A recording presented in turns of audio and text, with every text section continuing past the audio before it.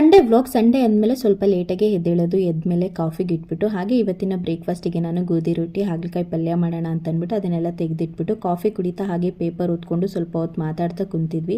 ಇನ್ನು ನಾನು ಹಾಗಲಕಾಯಿ ಪಲ್ಯ ಮತ್ತು ಗೋಧಿ ರೊಟ್ಟಿ ಎಲ್ಲ ರೆಡಿ ಮಾಡಿ ಆನಂದ್ಗೆ ಬ್ರೇಕ್ಫಾಸ್ಟ್ ಹಾಕೊಟ್ಟೆ. ಅವ್ರು ತಿನ್ಕೊಂಡು ಅಂಗಡಿಗೆ ಹೋದ್ರು. ನಾನು ಕೂಡ ಬ್ರೇಕ್ಫಾಸ್ಟ್ ಎಲ್ಲ ಮುಗಿಸ್ಕೊಂಡು ಮತ್ತೆ ಬೇಗ ನಾನು ಇಲ್ಲಿ ಸಾಂಬಾರು ಮಾಡ್ಕೊಬಿಡೋಣ ಅಂತ ಅಂದ್ಬಿಟ್ಟು ಸಾಂಬಾರ್ಗೆ ರೆಡಿ ಮಾಡ್ಕೊತಾ ಇದ್ದೀನಿ. ಆನಂದ್ ಮಟನ್ ತೊಗೊಂಡು ಬಂದಿದ್ರು. ಹಾಗೆ ನಾವು ಸ್ವಲ್ಪ ಹೊರಗಡೆ ಹೋಗಬೇಕಾಗಿತ್ತು. ಹಾಗಾಗಿ ನಾನಿಲ್ಲಿ ಸಾಂಬಾರು ಮತ್ತು ರೈಸ್ನ ಮಾಡಿಟ್ಬಿಟ್ಟು ಬಂದ ತಕ್ಷಣ ಮುದ್ದೆ ಮಾಡ್ಕೋಬೋದು ಅಂತ ಹೇಳಿ ನಾವು ಹೊರಗಡೆ ಹೊರಟ್ವಿ. ನಾವು ಹೋಗಿದ್ದು ಡೆಕತ್ಲಾನ್ಗೆ. ಯಕ್ಷಿತ್ಗೆ ಮತ್ತು ಆನಂದ್ಗೆ ಇಬ್ರಿಗೂ ಸ್ವಿಮ್ಮಿಂಗ್ ಡ್ರೆಸ್ ತಗೊಳ್ಳೋಣ ಅಂತ ಹೋದ್ವಿ. ಅಲ್ಲಿ ಹೋದ್ಮೇಲೆ ಅಲ್ಲಿರುವಂಥ ಸ್ಟಾಫ್ಗಳೇನೆ ನೋಡಿ ಕೊಡ್ತಾ ಇದ್ರು ಯಾವುದಾಗುತ್ತೆ ಯಾವುದಾಗಲ್ಲ ಅಂತ ಅಂದ್ಬಿಟ್ಟು.